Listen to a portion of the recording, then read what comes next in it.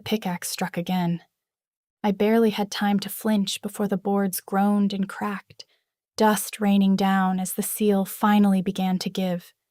Flint swung hard once more, and the wood split apart with a sharp snap, opening a gap wide enough to finally see through. Our lantern's light spilled into the tunnel, and that was when I saw her. Backed away from the broken seal stood a girl in a dirt-stained hoodie and jeans, her arms and hands smeared dark with blood and grime. Her face was dusty and streaked with fresh tears, her blonde hair tangled and curling at the ends where it brushed her shoulders. She was squinting against the lantern's glow, standing beside a large crocodile whose light golden-brown scales were covered with soot and shadow. I knew them. I felt it before my mind could catch up. The crocodile, Kai. The battered, bruised girl staring back at me was my sister. "Lou?" I breathed.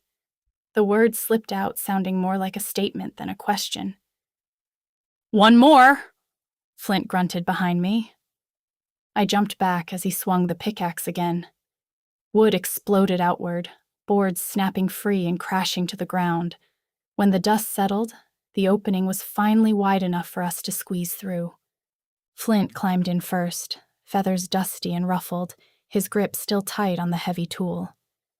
Behind him, Gark had followed through the gap, his small black eyes squinting. We'd come a long way to get here, through collapsed passages, through old service tunnels inside Mount Crystalis, routes everyone said were abandoned, the kind of paths only desperate people took. I didn't wait. I shoved past them, nearly dropping the lantern into Flint's hands as I broke into a run. "Louisa!" I shouted. She was right there, shocked, dirty, shaking, alive. We crashed into each other so hard it knocked the breath out of me. My arms wrapped around her without thinking, and suddenly I was crying and laughing at the same time, my forehead pressed into her hair, my hands clutching her hoodie like she might disappear if I let go. "You're here!" I thought. I was so scared. "I'm okay. Are you okay?" None of it came out right. Our words tangled together, overlapping and breaking, but it didn't matter. She was warm. She was real. I looked up from my sister and at the heavy pressure on my shoulder. Kai had gently rested his scaly paw on me and smiled widely as our eyes met. "Got here in the nick of time," he grumbled with a crack slipping into his voice. Then he sighed heavily. "Kai," I replied with a light chuckle. I let go of one hand on Louisa and moved it to Kai's on my shoulder. For 1 second, just one, everything felt okay. Then Flint's voice cut through the moment, sharp and urgent. "Louisa, Ivory, we have to move. Now." He pointed back the way we'd come. The tunnel behind them was glowing brighter, orange light bouncing wildly against the stone walls. Shadows rushed along the passage in the distance, and I heard the shouting hit me, loud and angry. "Move! Move! Get them!" My stomach flipped. Flint jerked his chin toward the opening in the broken seal. "Back to Aerovia! Hurry!" I looked at the opening, then at the tunnel, and then a sharp whistle sliced through the air. Kai jerked violently and fell to his knees. The sound he made, raw and broken, made me freeze. "Kai!" Louisa and I screamed together. He staggered, dropping to one knee. I saw it then. An arrow buried just under his shoulder, a darkness spreading fast around it. Blood. A rumble rolled through the tunnel just for a moment, deep and low. Then it stopped. "This ain't good," Gark shouted, looking around at the walls and the supports of the large wooden wall. He ran back to the opening we'd created. "Kai! Oh no!" I cried, grabbing his arm. "Are you—" "I'm okay," he seethed, but his legs told a different story. He tried to stand and nearly did, then swayed again and fell. More arrows began to fly past us. One slammed into the wood near the seal. Another skidded across the stone at our feet. "Move!" Flint shouted. Gark waved us frantically back toward the opening, yelling something I couldn't hear over the knock-torn commotion now echoing closer. Louisa, Flint, and I tried to lift Kai together, my shoulder under his arm, my hands gripping his scales. Then shadows flickered and dropped from above. Nocturnes. 2 owls slammed in front of us, cutting us off from the seal like falling rocks, wings snapping, talons flashing from the dim light. I screamed and almost stumbled to the ground. Flint instantly lunged forward, his pickaxe swinging once, then again, smacking one owl hard into the wall, stabbing it in the chest. The second lunged at him, claws out, but he slammed it down with his wing and crushed it against the stone. Feathers exploded into the air. "Go!" Flint yelled. "Now!"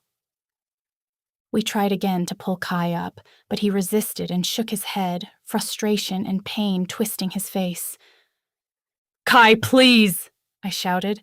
"We're not leaving you!" Then more shapes poured down from the top of the tunnel. Crows, hawks, smaller birds that moved like knives. They dove straight for Kai. He quickly shoved Louisa and me away from him and swung back, smacking one bird into the wall so hard it went limp.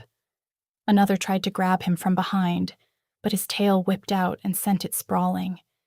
He was bleeding, hurting, but still fighting. "Run!" he barked. "Get out of here!" "No!" I cried. Flint swooped over and grabbed both me and Louisa, yanking us back toward the opening. "Girls, move!" he shouted. I stumbled with Louisa, then tore free. "Kai!" I screamed, rushing toward him. "Ivory!" Louisa yelled behind me. "Stop!" A cold gust ripped through the tunnel and the birds scattered instantly. Drak slammed down onto the stone near Kai with a force that made the ground shake. His face flickered into the lantern light, and my breath caught. A deep scar carved through his face and straight across his eye, an eye gone dull and gray, lifeless and wrong, like it was still piercing without sight. "You stupid croc," he snarled. Kai tried to stand. Drak struck him down, smashing him flat against the rocky floor and pinning him there with one talon.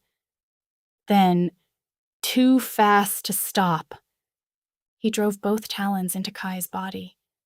Kai gasped, a horrible choking sound. My body went numb. "No!" I screamed. Kai struggled weakly, claws scraping stone, reaching for Drak like he could still fight. Drak lifted him just enough to show how helpless he was, then slammed him back down. Kai struggled for a moment, determined to keep fighting, then nothing. "Kai!" I sobbed and collapsed to my hands and knees. Drak's head snapped toward us. "Humans!" he roared so sharply that the echo was piercing my chest. I felt and heard the hum of the void in my mind again. Drak flared his wings, about to leap. Then the tunnel shook violently. More dust poured down. Stones were cracking loose. The nocturnes started to shout and panic. "Retreat!" someone screamed. Drak's head snapped back at his crew. "What? No, you cowards!" he snarled, then looked back at me and stepped forward.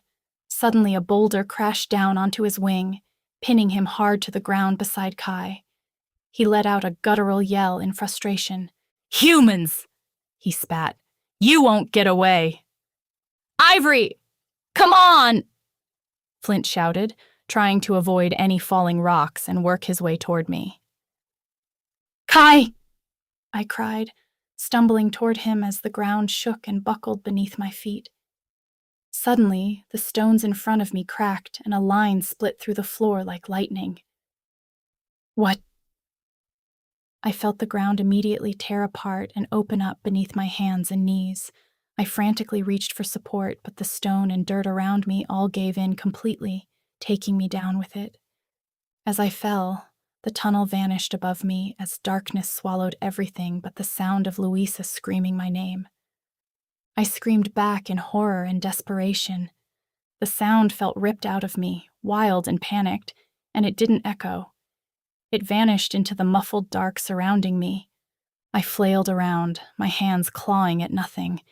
The air rushed past my ears, cold and fast, pressing against my chest until I could barely breathe. I reached out, desperate to grab anything, but there was nothing there. No walls, no ground. Everything went black. My stomach lurched like I was on a roller coaster that wouldn't stop. "Louisa!" I screamed, but my voice broke apart in the dark. Then it slammed into me all at once, knocking the breath from my lungs as I was sucked under the surface. My mouth filled instantly, and I kicked hard, choking, arms flailing as the cold water grabbed me and dragged me along without hesitation. My backpack jerked violently behind me, the tied strap biting across my shoulder like a leash. The current yanked at it so hard it spun me sideways. I clawed for it blindly, fingers scraping canvas, trying to clutch the strap and hold on. But the knot that had been tied earlier loosened under the force, slipping like wet rope through my grasp. For one panicked second, I felt it tug free. Then the backpack ripped away completely, ripped from me like it had never belonged to me at all, and vanished into the rushing black water. No, I choked.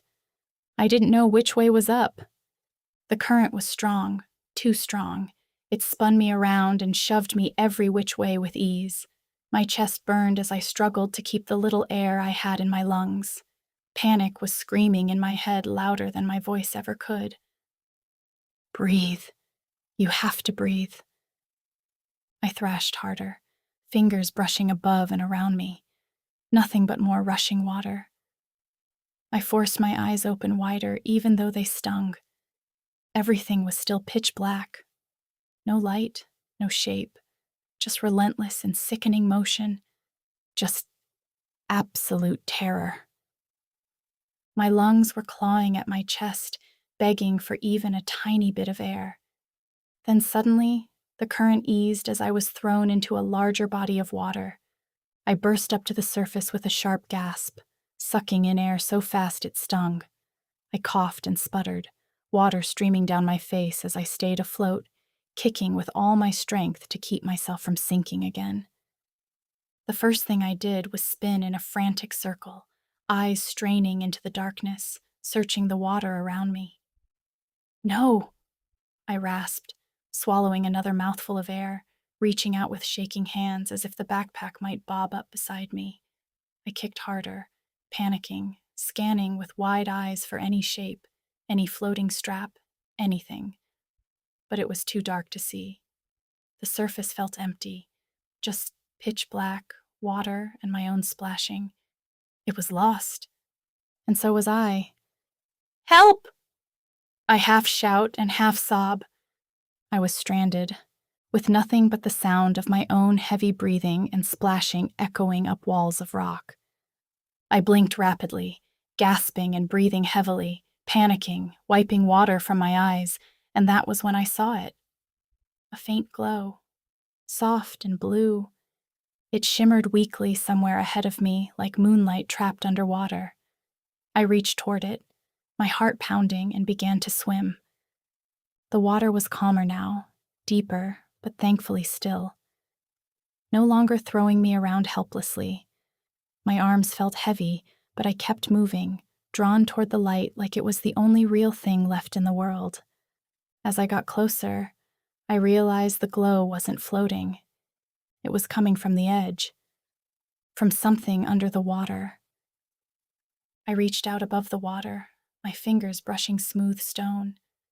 I followed the stone wall around the pool of water I was stranded in. Nothing. Just a rocky wall with nothing to grab and climb. I looked to the glow under the water again.